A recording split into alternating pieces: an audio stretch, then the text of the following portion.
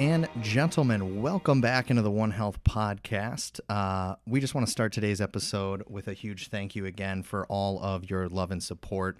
Make sure you guys do us a favor. Leave us a review on iTunes. That really helps us in the rankings there. Keep sharing this with your friends and your family. Remember, all of our videos and episodes are also on our website at onehealthpodcast.com. For those of you who are new to the show, just to bring you up to speed, each week we are going to bring on different experts in areas of health. So that could be mental health, physical health, professional health, spiritual health, today, relationship health. There you go. go. That's good.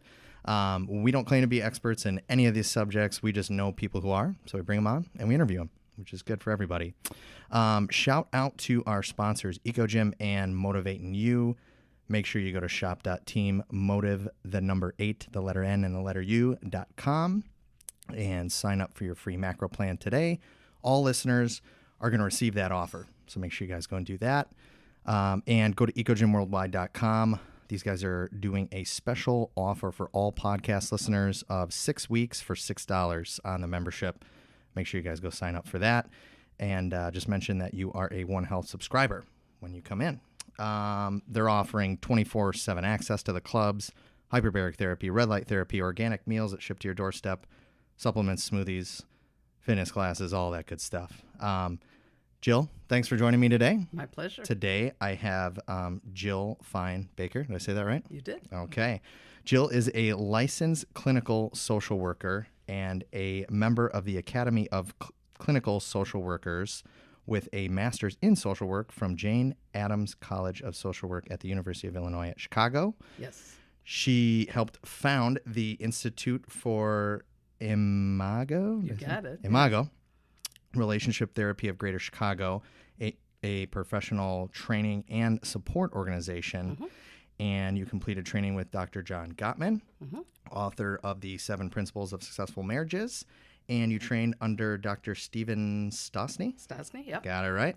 And became certified to help teach HEALS, which is a groundbreaking anger management tool. Yep. And you have quantumlove.com. That's right. Is your website. Right. So if you guys want to read more about that, check that out. Make sure you guys go to quantumlove.com. And I'm sure we'll get into more of that as the episode goes on here. So, Jill. Yes. You do therapy. I do. Bring us back your story. How did you get into that side of things? Was this like fresh out of college or in college you're doing this? Like, how did that kind of come to be? Yeah. So I I joke that I've been a therapist since I was 2.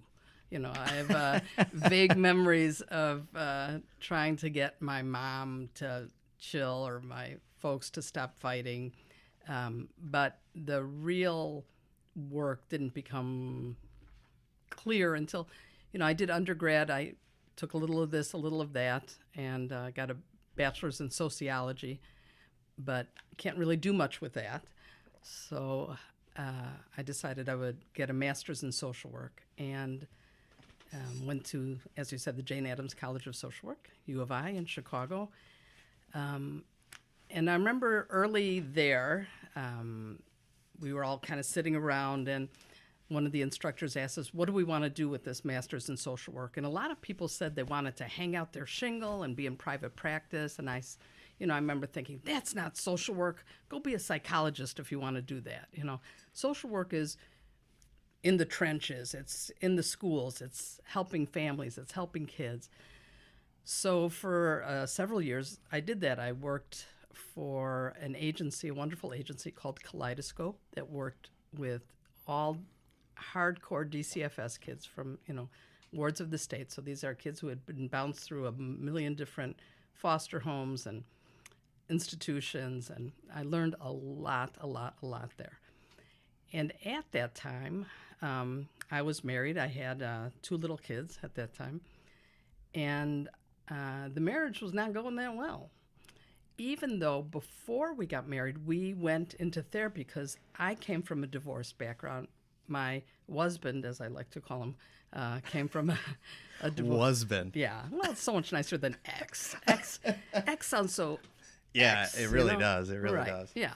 So he came from divorced parents, and I knew that I didn't want to do what they did, but I didn't know what else to do. So we were puttering along, doing the best we could. And one day in this kind of miracle moment, I happened to have Oprah on. At that time, Oprah ran the same time as Sesame Street, and usually the kids got to watch what they wanted. But as I said, kind of a miracle moment. And here was this guy named Harville Hendrix with an X, no relation to Jimmy that I know of. And he was hawking his new book then, Getting the Love You Want, A Guide for Couples. So this was back in February of 1989. So many years ago. A while back. Yeah. A while back. I'd like to say I was 12 then, but that doesn't really work. I think, what was that? Don't, I was like don't 4. do the math. Oh. Well, at least you were born, anyway. So what I saw was this guy doing really powerful work with couples. Like he had couples facing each other and talking to each other. In the therapy that we were going to, I talked to the therapist, he talked to the therapist. I talked to the therapist, he talked to the therapist. We both liked the therapist just fine, but we had to go home with each other, And so at the end of the show, they flashed a number to call because this was, before Al Gore invented the internet. And so I called and they said Harville was coming into Chicago to put on a couples workshop. And so I used the only communication skill I had at that time, which was to issue an ultimatum. And I said something to the effect of, I don't care if we have to sell furniture to pay for it. We are going to his next workshop. I was very subtle in those days. And dragged my reluctant husband to the workshop so that Harville could fix him. And, of course, found out how much work I had to do, which was actually a relief because I didn't even like the person that I had become in that marriage, but I didn't know how to not be that. And so at the end of the workshop, I asked him if he was training any therapists, and he just began training therapists in this method, which has been the most profound influence on my life, and personally and professionally, in ways that I never expected. And so, of course, today and for the past 20-some years, have hung out my shingle despite my protestations, and have been doing workshops and seeing couples in my office ever since. Awesome. So you're here in the Chicago area. Mm-hmm. Do you run your office by yourself, or are there other therapists that are there too? Or? Yeah, so I share space with other therapists, but basically we're all our individual practices. My office is in Skokie, right near Old Orchard. It's a nice office place, and then I do the workshops usually at the Hampton Inn and Suites right across the parking lot from there. Okay. Yeah. So my initial question after reading your bio, what I like to do with every guest is I just kind of read the headlines, right? Because I want there to be a genuine conversation, genuine discovery. And when Helen, your sister, we had on the show, full disclosure, mentioned, hey, my sister does this, and I'm like, oh my God, that's so perfect. Me personally, I have so many questions. I'm sure the listeners have so many questions. So, cool. Therapy, I think, is it can be kind of a taboo things at times for a lot of couples, like, oh, hey, I don't want to go there because I don't think we need that and we can work on this on our own, when the truth is that's not the case in a lot of situations.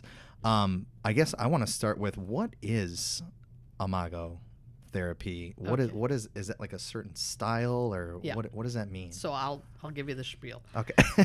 But first I want to say something about what you said first about how therapy continues to be a little bit of a taboo, and a lot, especially I think with relationships, people feel like, hey, we shouldn't have to get help. We should know how to do this, right? Because after all, we watched The Cosby Show, or we watched, whatever else we saw around us, and everything gets resolved in 30 minutes after all, doesn't it? And my number one frustration as a couples therapist is couples who wait too long to get into therapy when a lot of negative water has gone under that bridge already. So, and do you know the average length of time between when a couple first experiences distress and when they seek help? Guess what the average length of time is? 3 years? 6 years. Oh my God. 6 years of misery and bad habits and resentment, and that's a lot to dig out from under. Yeah. Right. So if nothing else, if your listeners are starting to feel like, I think we're a little stuck, Don't be shy. Go see somebody. I think so. Coming from personal experience, I know I mentioned this to you before we started the show. I had gone through a divorce and stuff like that, and I completely agree with you on that. I think it gets to a point where things just keep getting swept under the rug, swept under the rug, swept under the rug, and not talked about. And you're just kind of getting, well, this is how it is, or this is how being married is. But that doesn't have to be that way at all. And from my personal experience, there should have been more action a lot sooner, even from a personal standpoint. Absolutely. Because I got married at a very young age. I was 24, Wow. which I know there's people that get married younger than that. But, I don't think I knew what I was doing, really. How could you? I was so immature, and I came from a divorced family, too. I'm never going to be that way. That's never going to happen. Well, Right. But I had still so much growing up to do as a human being. And I don't think that really started to happen until I turned, 29, 30. Yeah. You know what I mean? Right. So, yeah, again, to your point, don't wait. Don't wait. Yeah. Right. So, yeah, back to Imago. Sorry. So, yeah, that's okay. So, Imago is just the Latin word for image, and it refers to this, kind of composite image that we take from childhood into adulthood of the people that raised us and the experiences we had.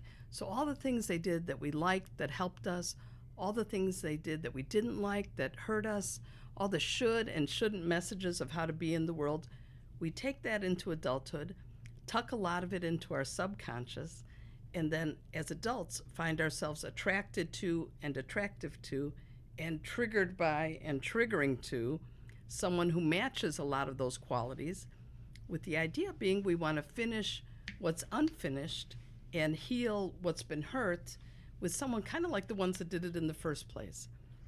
Like, if you think about it, nature, and we're part of nature, is always in the process of trying to grow and heal, right? If you plant a seed, it tries to become a plant. If you have a puppy, it tries to become a whatever, a schnoodle, whatever, And humans are like that too. So we grow up physically without having to think about it, but emotionally and psychologically, if we didn't get certain needs met, certain normal developmental needs met, like a need to feel connected, a need to feel independent, a need to form your own identity, a need to feel competent, all these are just basic human needs.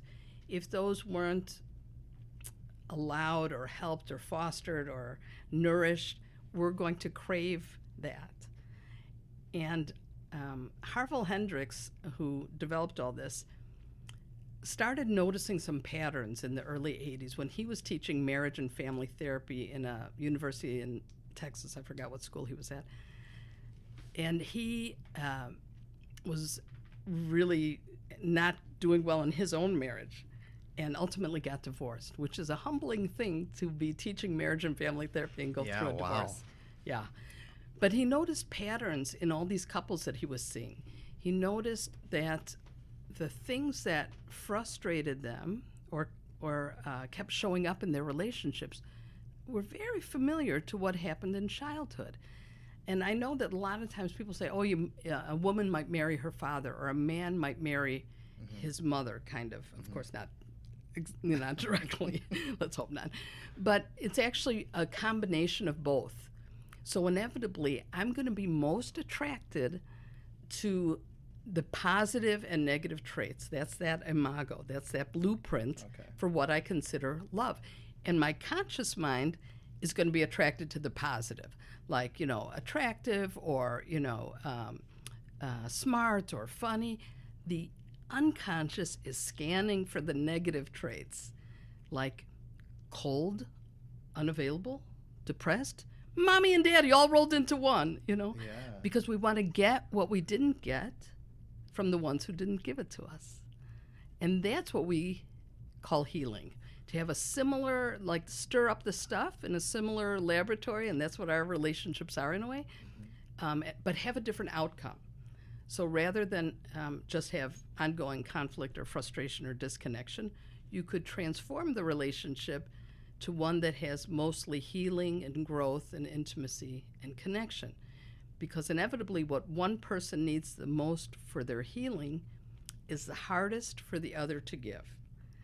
And as that one stretches to give that, you would experience healing and I would experience growth. And then the relationship, the conflicts and difficulties in relationship are not a sign that you're with the wrong person. It's just a sign that something's trying to happen. We say conflict is growth trying to happen. That something important is trying to get your attention there. But in our culture, we mostly say, oh, it must mean I'm with the wrong partner. So you could say that healthy conflict is okay? Yeah, I mean, obviously, physical, Because emotional people say, abuse. I've heard some people say, you need to argue. It's kind of healthy. You can't just go through it being like always on a 10, of happiness. Like it's good to have that little bicker back and forth sometimes. But is that the case? Kind of in a roundabout way? Yeah, so it depends what that bickering is like. Okay. Some people. Okay, so let me kind of divide. Sorry. No, I love it. That's a great question. The questions are just going to come over. Yeah, no, that's good. I love it, love it, love it, love it. So I'm going to backtrack a little. Yeah, go ahead. So when we are, so humans are kind of simple. We want to increase pleasure and avoid pain. That's kind of at the bottom of everything. Increase pleasure, avoid pain. And if some situation is painful, and painful could mean uncomfortable, painful could mean scary, painful could mean unknown, whatever it is. It doesn't mean necessarily a gun to your head. It could be, a raised eyebrow. It could be a tone of voice. It could be anything. We're always scanning for, is it safe or is it dangerous? We protect ourselves in one of two ways. Either we kind of pull our energy in and constrict and shut down and avoid and get very, very quiet, or we expand and get louder and more insistent and pursue. And so we call those very shut down ones minimizers, and the very out there ones maximizers. And those two styles are so common that we've given them the kind of cute names of the turtles and the hailstorms. So the more the hailstorm hails, the more the turtle withdraws. And the more the turtle withdraws, the more the hailstorm hails. And each tends to bring out the worst in each other. And often don't realize that they're helping to create their own nightmare. We've all been in, I think everybody's been in a relationship like that. But when you're in it, you can't see it. It's very hard You can't to see see. the forest through the trees. Right. You can't. Like I could be acutely aware of what's wrong with my partner, but I might not be so aware of what I'm doing to contribute to that. Right? So if I, like let's say I didn't know that I had coffee breath or something, but I see you backing away from me, then I might infer that either you're afraid of intimacy or that, maybe I've got coffee breath, right? That there's something in me pushing you away. But often we don't notice what we're doing. But Imago offers different communication tools so that you neither have to hail nor turtle in order to communicate and connect, because that's what's actually making it worse. So when you ask about bickering, I would say if two people are, so there's a lot of different styles there. Sometimes people are so afraid of disagreeing or rocking the boat, or, these are really conflict avoidant people. They just want to keep it on an even keel. And you could get along like that. You could stay married for 50 years like that. That's what we call a parallel marriage. So there's not much conflict. There's probably not much intimacy either. I have a friend who's in a very parallel marriage. She raised the kids. He worked. He played golf. They have sex twice a year, whether they need it or not. It's what they're comfortable with. It wouldn't work for me. Then there's these highly conflictual couples, like really conflictual, that might say, it's such a nice day, let's bicker outside. Right? I know people like that. Right? Like conflict is their contact. And the rest of us fall somewhere in between that, where one kind of pursues and the other avoids. And sometimes that switches. Sometimes our styles are very entrenched, and sometimes we switch depending on the topic. And neither style is inherently healthier or more dysfunctional than the other. They're just ways of our protecting ourselves that happen to be making it worse. Does that make sense? Yeah. Yeah, totally. So you've touched on intimacy twice now. From a therapist perspective, how important is it to have that physical intimacy in a relationship? I know people that have none, like you said, have sex twice a year, and it's, that's it. And then other people that are on the other spectrum, and they're wild and they're crazy. My personal belief is, I've learned through my thing that it's I think it's equally important, really, as the emotional side of things. Do you find that? Yeah. So, it's interesting. A lot of, I would say, I don't know how many percent, at least 75% of the couples that I see, that's an issue. And often there's a desire discrepancy, right? One partner wants more sex, the other isn't that interested. Stereotypically, you might think it's in a heterosexual relationship, it's the man that wants and the woman that's not so interested. That doesn't always hold true, by the way. I'm seeing more and more the other side, the other way. And by the way, everything that I'm saying about relationships holds true for same-sex couples as well. I see a lot of same-sex couples. They do the minimizer, maximizer thing too. One of them is a maximizer, the other's a minimizer. They have to deal with a couple other layers of issues, of course. Their own in our society's homophobia and other things. But in general, more applies than doesn't apply. So I just want to say that. That's a good caveat. Yeah. Yeah. So sex. And I mean, I'm not even talking just sex. I'm talking about physical contact. Yeah. I mean, at all. Yes. Yeah, so I'm thinking of this couple that I saw this week who they've been married for, 12 years or something. They've got a 9-year-old kid. A lovely couple. I kind of fall in love with a lot of my clients because they are so open and vulnerable, and I see their pain. By the way, that's one thing I get feedback on is people say, I like that you don't take sides. And for me, it's so clear that they are co-creating their experience. There's no side to be taken. Like I always say, my client is the relationship. Because the relationship holds both of you. And they're a couple, so the man grew up in a very cold, I would say emotionally and sometimes physically abusive home. He learned to protect himself by being very stoic and seemed like he doesn't have any needs. And the woman happened to grow up with a mother. Her father was there, but her mother was also shut off from her ability to be affectionate and cuddly and warm. And so they both craved it, but neither of them knew how to really give it to each other, and would misinterpret signals from each other about, what does that mean? What does that mean? And okay, so this is going to be one of those overgeneralizations, but often women need to feel connected emotionally before they're interested in connecting sexually. And often men connect physically and then feel connected emotionally. So we tend to go through two different primary doors of intimacy. But when you asked how important that is, I think for most couples, it's hugely important. I mean, for most couples, even though now there's all sorts of definitions of relationships. And I've worked with a couple polyamorous groups, which was a whole new experience for me. But for most couples, they stick to monogamy. And so that's a need that can't get met anywhere else. You could get intellectual needs met. You could get fun needs met, whatever. Yeah. That's a need that can't get met outside of there.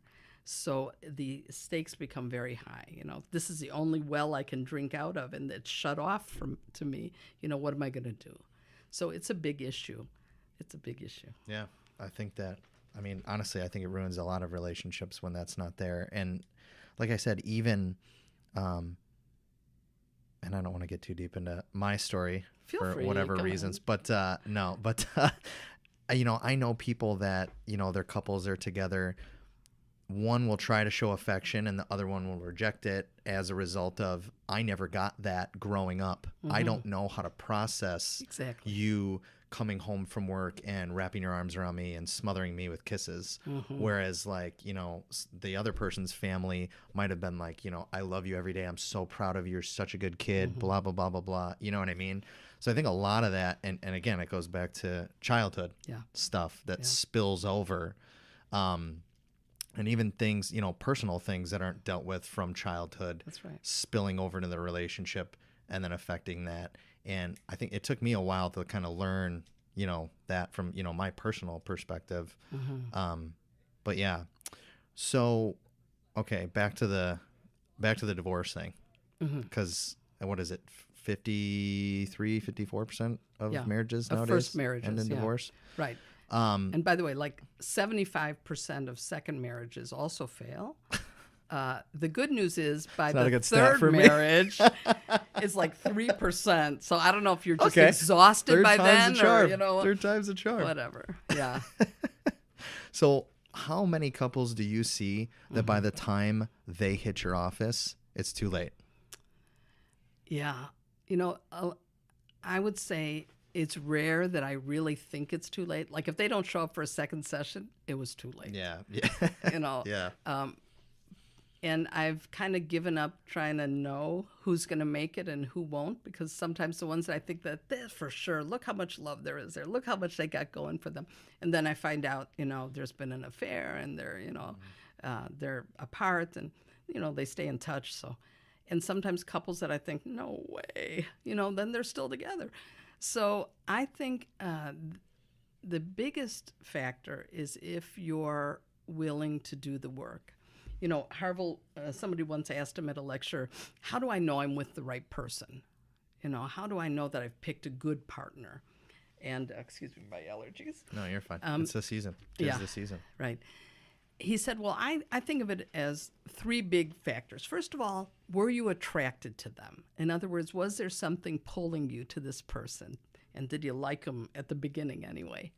Second, do they frustrate you in kind of predictable, repetitive ways? So true. And third, are they willing to do the work? And that's how you know you're with the right person. Because you could have the first two, and if they're not willing to look at themselves, be open to change, be open to growth, it's going to be uphill all the way, if that makes sense. Oh, 100%. Yeah. So what are you've got so many years of experience with dealing with different couples. What are some telltale signs that things are headed south, that, hey, maybe we should go talk to somebody? Wow, that's a I'm great sure there's question. many of them. Yeah. Tons of them, but. I think when you keep having the same conflict over and over, and it's not really getting resolved, there's no breakthrough. There's no clear understanding of what's really happening. Because what we say in Imago land is that if something in your relationship has a lot of energy behind it, like maybe you think that's more energy than it needs, like really it's just the socks on the floor. It's, it takes up this much space. How important can that be? Right. But if it has a lot of energy behind it, then maybe 10% is about the here and now, and 90% is old. Like an iceberg that only shows 10% above the surface and there's 90% below. So to her, the socks on the floor might mean, I have to be responsible. I had to do that since I was a kid and watching over my younger siblings. And, why do I have to do everything? And even though it just takes up a 2-inch by 2-inch, piece of real estate on the floor, it has a lot more emotional meaning. So repetitive conflicts that don't seem to be going away are useful. They're trying to get your attention. Okay. That something important is trying to emerge here. So that's one sign. I would say even if there's not conflicts, but you're feeling kind of blah, like it could be better, there's no harm in doing kind of preventative work too, to take it to the next level. Maybe one or the other is avoiding talking about something that feels a little scary or vulnerable, and they need the skill of the dialogue that I could tell you about in a minute to help them open up. I would say another sign is if you find yourself turning to outside of the relationship to get certain needs met. I'm not even saying having an affair, but I'm like, if you're working longer than you have to be, or if you're even, I hate to say this, people use working out as a way to avoid their spouse sometimes.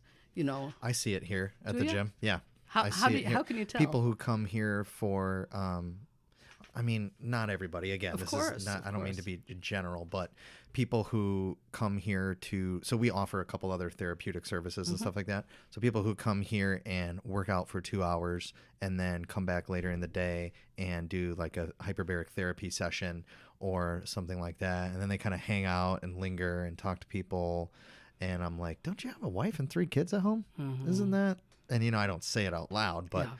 I can tell. I can genuinely tell when somebody's Yeah. just hanging out on a regular basis. Right. Yeah. Right. So we call those exits. Like it's draining energy out of the relationship. Because remember when I said humans just want to increase pleasure and avoid pain? So it's pleasurable here, right? Nobody asks anything of you. You do your own thing. You feel good. People are nice to you, Maybe the same at work. You're getting good feedback.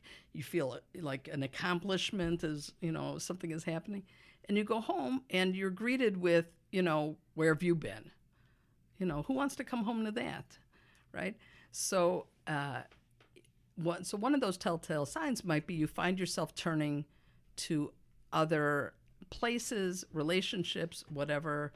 It could be volunteering. It could be even your own kids could be an exit. If you're giving them all your love and attention and not your partner.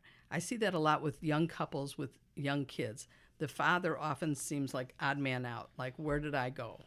And the mother is like, ugh, I'm touched out. Don't even bother, don't even touch me, right?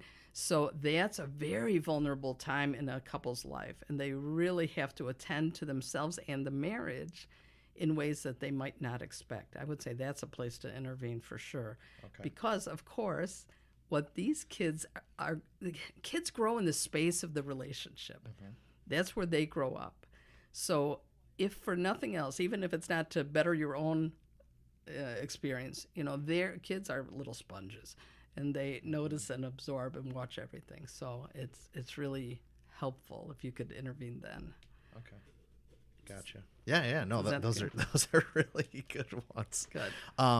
And I should say, sorry, one more thing about the exit thing. Yeah. Obviously, any addiction is probably evidence that they're turning to that, whether it's alcohol, drugs, or gambling, shopping, whatever it is. That's going to be a big drain on the relationship. They're not going to have the energy for the relationship, and it's a big stress on the relationship. It's not impossible to work through, but it makes it extra hard. That's a really good point. I know some of the listeners out there probably have, and again, I don't mean to generalize, but fathers who have turned to alcohol. You come in, Yep. you walk in, your dad walked in the door. The first thing he did was went over and poured a scotch or a bourbon before he would talk to anybody. I've heard Yep. stories of that, Yep. here and there. Very and common. and that's covering that up to just, I'm just gonna plow through the next 20 years of marriage because I'm already 50 years old, and this is it. This is me. Yeah, This is what I'm gonna right. do. And that's sad because, even at the ripe old age of 60 something, love is totally possible. And it's always possible, I think, where there's a will, there's a way to improve your relationship. Just yesterday, I had a new couple come in. He is 74. She's 69. Wow. I know. And they came in for therapy. Huh? Yeah. That's amazing. Yeah. I really commended them. Yeah, I would have too. That's unbelievable. I mean, well, it'd be like somebody walking in Eco Gym at that age and saying, you know what, I think I could do something. Yeah. I bet you get older people We here. do. We do. I think our oldest person was 80, 85 or something like that. Isn't that awesome? And I say the same thing. I'm like, I'm so proud of you for getting in here. And even though you're limited, there's still tons of different things you can do. Always. So that's awesome. One thing I'm seeing by having some different entrepreneurs on the show, people that are running their own business, is taking the time to, and they've all had families, and you touched on this, taking the time to, okay, well, you guys were there first before the kids. So you can't forget about what's happening here. I have a couple really good friends of mine who, and I'm going to take this with them into my next marriage and stuff like that. They just recently had a kid. They do date night like twice a week. So they go and they find a babysitter.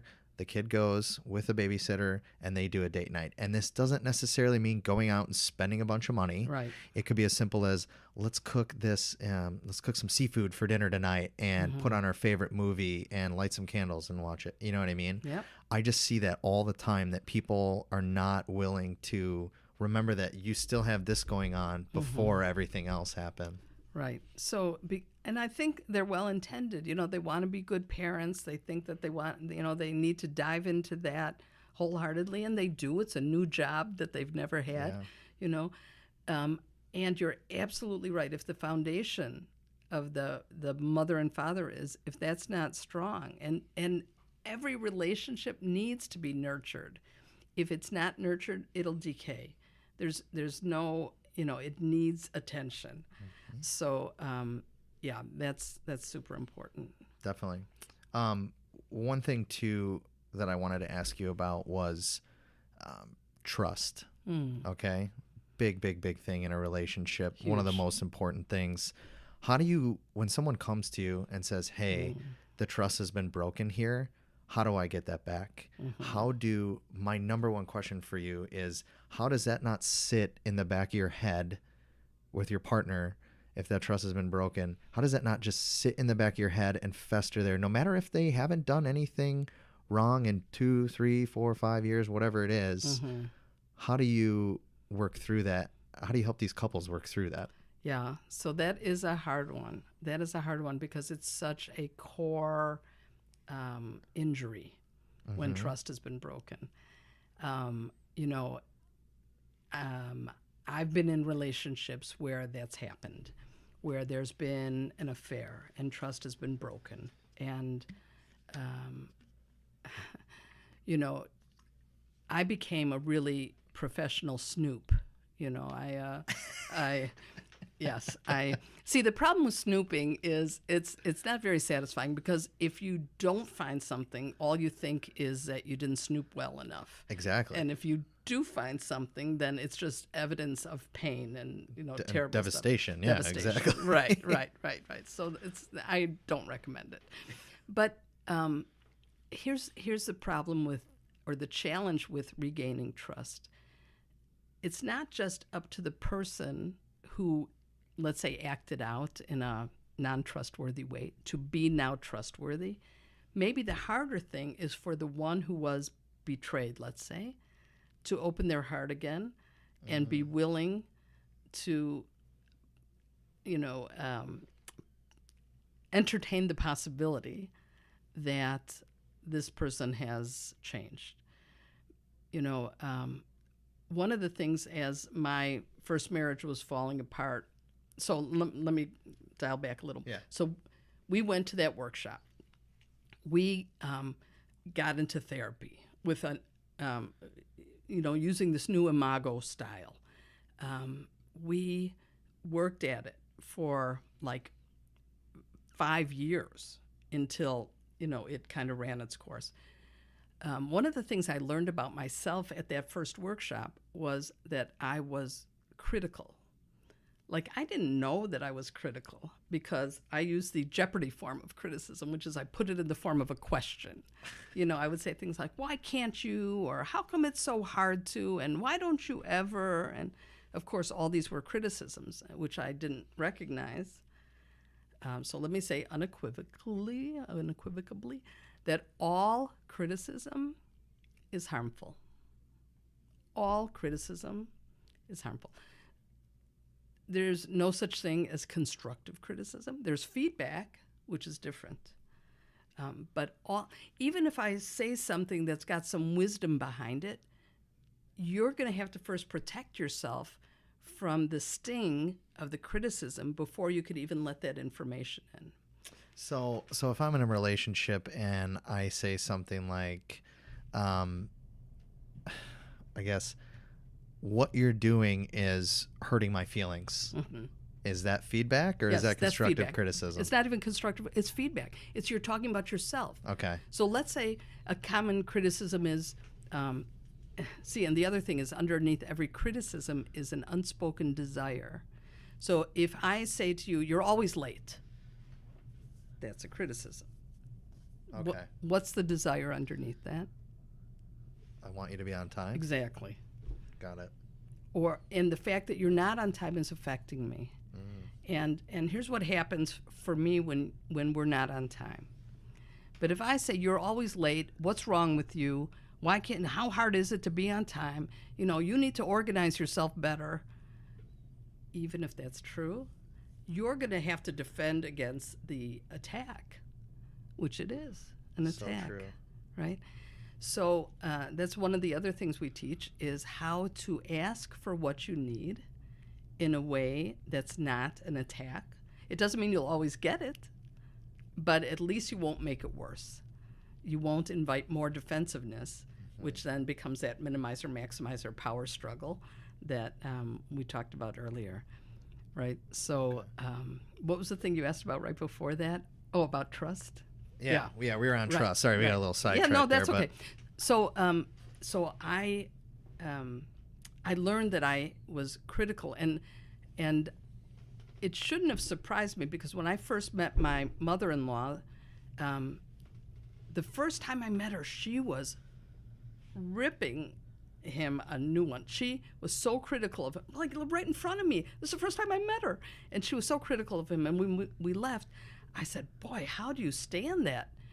She was so critical, and he's like, "Oh, I don't even pay attention." So that should have been a clue to me, by the way. A red flag. Red flag.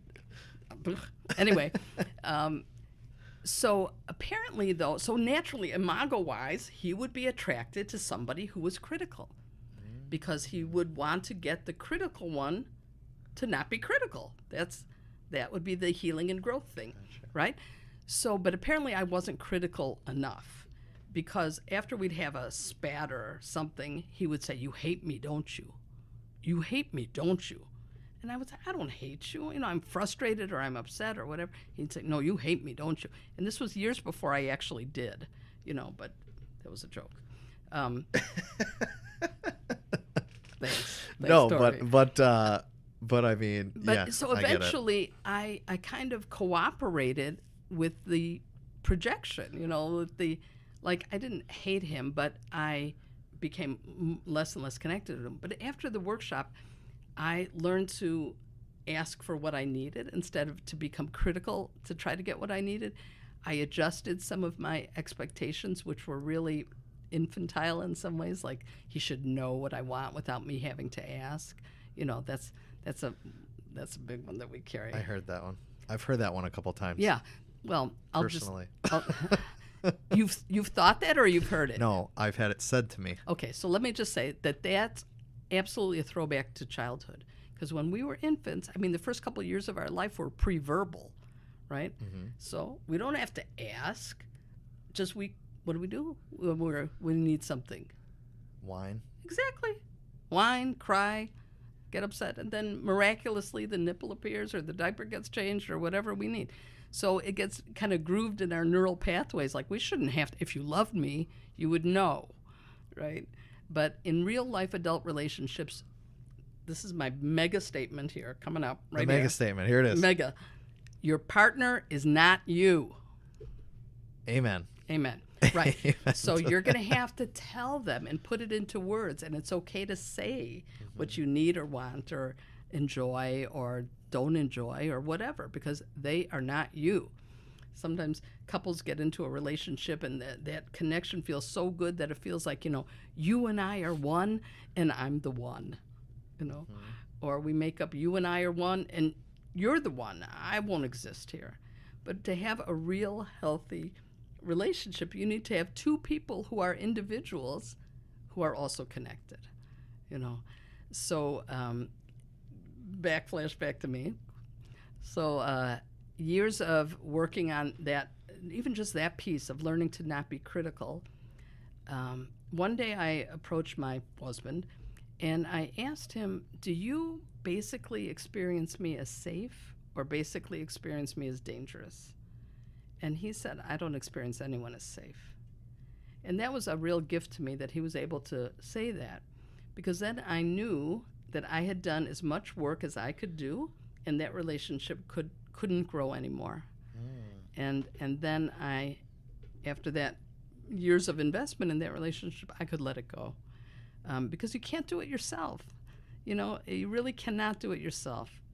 You can make small incremental improvements and then see if that shifts the relationship, and it can. But eventually the other person's going to have to also step up and step into doing some of the work. I think you see it all the time where there's people that are different fundamentally at their core of who they are as a human being, and they're trying to make this work. And one might say, all right, let's go to therapy, let's do this, I'm willing to change this, and we'll try over the months and years, and they'll try to grow, and they'll grow, and they'll grow, and they'll grow, and they'll keep suggesting to the other person. But I think if you're really different at your core of who you are as a human being, that's never going to work. And I think therapy sometimes will finally get that out of people to help you realize, like you said, you were trying to work on yourself and do all this stuff, and you finally came to that realization, this is the road's ending here. I can't do any more to make that prosper and grow anymore. Yeah, but I think people in general bail too quickly. Okay. I think they don't realize that with a shift in perspective and some new tools, that they can, they can give it a shot anyway. If there's not that much invested, if you don't have kids or property or a dog or whatever together, and you want to just roll the dice and go for the next one, then go ahead. But the likelihood is that you're going to be attracted to a similar person with similar qualities because of that Imago attraction. So if you're going to get in the same boat anyway, you might as well, dance with the one that brung you. You might as well do the work if they're willing to do the work with you. Like I said. Yeah. Does that make sense? Oh, 100%. 100%. Okay, cool. This is all good stuff. I'm glad. This is all good stuff. So you became certified to teach HEALS. Yeah. Anger management tool. What is that? Okay, so Imago is my primary approach, but there are certain things even in the Imago approach, and I don't know how much time more. We have as much time as you want to give. As much time as I want to give. Yeah, awesome. Yes. Well, but within Imago, there's a few gaps of things that aren't covered, and one of them really is how to deal with anger. And I first saw on Oprah. Oprah's responsible for all my professional growth. Sometimes I think about that. I think about, like, she touched my life, and I'm touching other people's lives, and like the ripple effect is amazing. I never got a car from her, but I love it. No, but that's like what we're trying to do on this show. That's right. Is have experts on. This field so well. If like one person can listen to this episode and take some information from this and pass it along, we've done our job. I agree wholeheartedly. So yeah, I totally agree with that. Yeah. So one day she had this guy Stephen Stosny on, and he is really he's an expert on the biology of anger. Like, what is anger actually about? And so I did some training with him, and he developed this HEALS technique, HEALS. It's an acronym for, I'll tell you in a minute. Okay. But basically, what I learned from him is that anger is always a secondary feeling to cover up or to help us manage a primary feeling that's intolerable, like feeling unlovable or feeling inadequate or feeling powerless. We don't like to feel those things. And so, like, we don't even allow ourselves to feel it that much, and then anger comes on. Anger kind of feels good. It's kind of like when the adrenaline starts going and the cortisol and the heart and you kind of feel powerful for a second there. And the key word is for a second, because just like, white sugar could give you a false sense of energy, right? But what happens when that wears off? Crash. Right. Same with anger. You get this false sense of power, and as soon as the stress hormones wear off, you crash, often into a depression, often into feeling bad, often into feeling worse, feeling bad about what you might have said, feeling, bad about what you did. And when you see an angry animal, right, what do you want to do? Run away? Run away. Yeah. Right. So obviously, if I'm angry towards my partner, whatever I'm angry about is not going to be heard. We're going to shut it down. We're going to push it away. We're going to try to get away from it. It's very, very ineffective as a form of communication.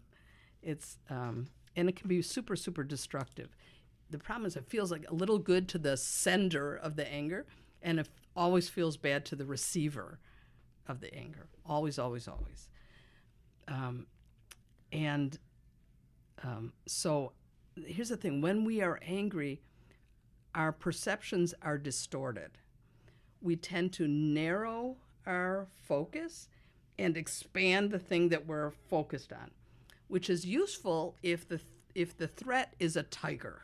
You want to focus on the teeth, right? You don't want to say, well, maybe it's got kittens back at the lair, or maybe it's on the endangered species list. You know? Yeah. But if you ever notice if someone's angry with you, you tend to want to expand the focus. Well, I don't always do that, or come on, and there's lots of times where I wasn't that, or right? We want to expand the focus because the person who's angry, their focus is distorted. It's narrow and magnified. So when we're done being angry, then we could kind of come to our senses again. But in the moment, it's a distortion. So nothing good happens there. I suggest when people start to get angry, and that HEALS technique, and you could learn more about that on his website, which is compassionpower.com. Highly recommend. We'll link that up in the show notes. Great. So that'll be there. Yeah. So what I recommend is that if you find yourself all riled up to that degree, you need to take a timeout, because it's just going to be destructive. And in that timeout, they say it takes about 20 minutes if you're really ramped up, to get a full, to get the cortisol and the adrenaline dissipated enough that you could be rational again. Because when we're angry, the rational part of our brain shuts down. Daniel Siegel, who's a neurobiologist, he talks about, this is our brain, and this is the neocortex up here. And this is the fear center, our amygdala in here. When we're angry, we literally flip our lid. Like we lose connections between the logical part of us and the primitive part of us. Okay. So in that timeout, that is not the time to collect evidence to support your position, And that's sometimes what people do. They're like, yeah, I should feel this way because of this, and this. The timeouts have to be about self-soothing. Have to be about deep breathing, maybe do a meditation, maybe do a walk. Literally, sometimes people feel like they have to punch something. That's just an expression of it's in your body, like it's got to get worked out. So when you're calmed down, then you can have a productive dialogue. So that's so take a time out, walk away from the situation, then gather your thoughts. That is one lesson that I had to learn the hard way, and not only in past relationships, but in friendships, whatever it would be, professional relationships, whatever it would be. You literally don't have the ability to think logically. Correct. When you are that upset. So I'm a big communicator. I want to communicate. I want to work through it, right? So I've been with people in the past that are not good communicators, and they don't want to hear it. So I'm trying to support my case. Like you said, I'm presenting all this evidence, but all I'm really doing is talking at you because you're just so enraged. You don't want to hear it. So none of that gets through the screen. Right. So that is such a good piece of advice, but it took me 28, 29 years to finally figure that out. Like, remove yourself from the situation, take a deep breath. And then now I've had the ability, which I'm proud of to say this, I have the ability to calm down and then step out of it and be like, all right, let me try to see from their point of view. Maybe they do have a good point or two here and there. Gosh, that is huge. But most people can't do that. They really can't do that. But again, it took me forever, and I had to learn the hard way. But yeah. To be able to see the world through another point of view, through your partner's eyes, is life-changing. It's life-changing because we are so convinced that our position, everything. Our reality is the reality, is the only way to see it. I've got this cute cartoon where two people are here and there's like a 6 or a 9 on the floor, and one is saying it's a 6, the other one's saying it's a 9. Like, of course it depends on your perspective. But that's what makes the breakthroughs. When you can really understand that, wow, I've hurt you in ways that I didn't mean to, based on my own needs, and now I have compassion and empathy for you. Now that's the motivation to change. I'll give you a little example. So I've been with my current partner now almost 10 years. Congratulations. Thank you. We both grew up in kind of chaotic households. Because my parents were crazy, and he, because he grew up in a big family. He's one of 9, and Wow. so it was always just like chaos. So one of his requests early in our intimate life together was that if I'm the last one out of bed, I make the bed. So I don't know about you. For some people, making the bed is like brushing their teeth. They don't even think about it. They just do it. But for me, I didn't grow up with that. I didn't either. Okay. Yeah. But I adapted to the chaos around me by not noticing a lot. Like, I have a high tolerance for chaos, for clutter, for stuff. I don't even notice. I just step around, whatever. He adapted to his chaos by finding his little part of the world that he could manage and control and have just so, that wasn't intruded on, and was. So we had a similar hurt from childhood, but adapted to it differently. So anyway, his request of me was to make the bed. Fine. I understand it comes from his childhood. It's not just, he's not being critical. He's not telling me I'm a horrible person. He just needs that. So I think I could do this. So the first day, it's my turn to make the bed. I go and I start, and I'm like immediately breaking out into a sweat. I'm like, the parental police are on my shoulder. I'm like, this side's too long and this side's too short, and I'm doing it wrong. And, Oh my gosh. Oh, honestly, I was like working up a sweat, and it probably took all of 45 seconds. I don't know how long. And then the next day, again, it's my turn, and I'm working, furiously to make the bed. By the third day, I'm looking for an excuse. I'm thinking, like, I think I don't have time to make the bed today. And then I'm like, no, it's his childhood wound. Yeah, okay, childhood wound, I'll make the bed. So an interesting thing happened, that after some time, I liked having the bed made. Like, there could be stuff on my dresser or on the floor, but there's this island of calm in the middle of the room, and so I was growing that part of me that had been underdeveloped based on his need. You see, that's the growth and need thing again. And so it could be in the simplest little requests that could meet a huge iceberg need that you wouldn't even think of. That's really good. Yeah. What do you do with stubborn people? So you have one person in the relationship drags the other one to therapy and like kicking and screaming basically the whole way. Fine, I'll go with you. What do you do with somebody that, because I'm sure you get this, people that walk in there and one of the partners is completely closed off. How do you chisel away at that to get them to open up enough to start this growth process? So when I hear stubborn, I hear scared. I hear that they're afraid that something is going to be asked of them that will be too much or too hard, or they'll fail at, or they won't understand, or is impossible. Or so I do a lot of work about helping both people feel safe, safe enough to because that's the only way they're going to grow. And by the way, Gottman, who you also referenced, one of the things that he says, and he's done a boatload of research on couples in his Love Lab in Seattle. I love that name. That's awesome. Yeah. So one of the things that he noticed is that one of the hallmarks of successful relationships is men who are open to influence by their partners. women tend to be open to influence kind of naturally, more naturally, but men being open to influence is harder. So that's really, I would say, if you could risk a little bit to see perhaps that it's not tragic that you could be influenced.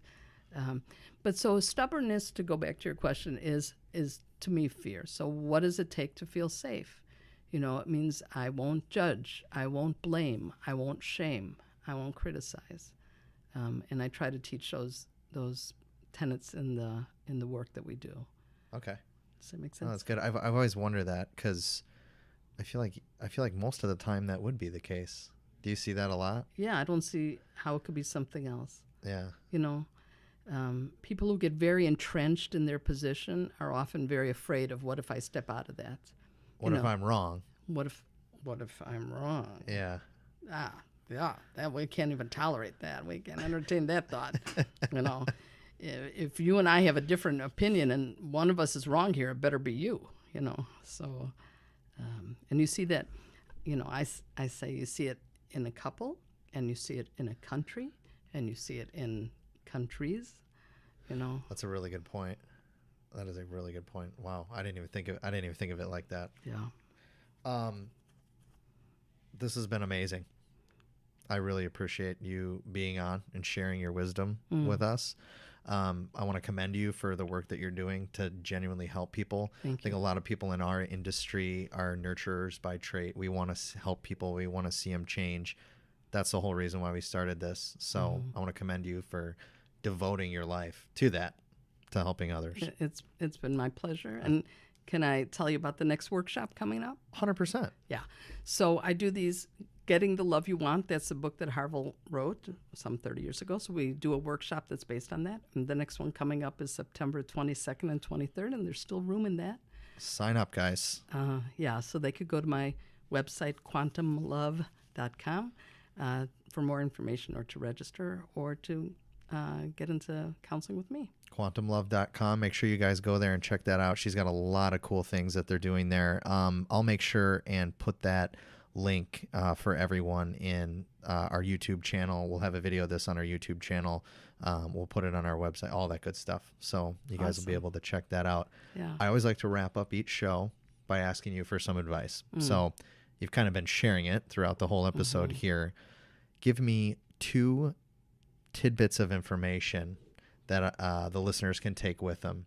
2 top level stuff on having a successful relationship or marriage. I would say one is try to listen without putting yourself in there. Like with one of the techniques or tools we use is mirroring.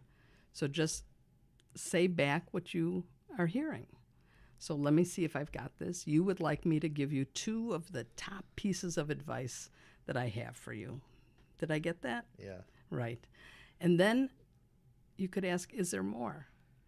Like, what a gift to not only be listened to, but to be asked if you want to say more about that.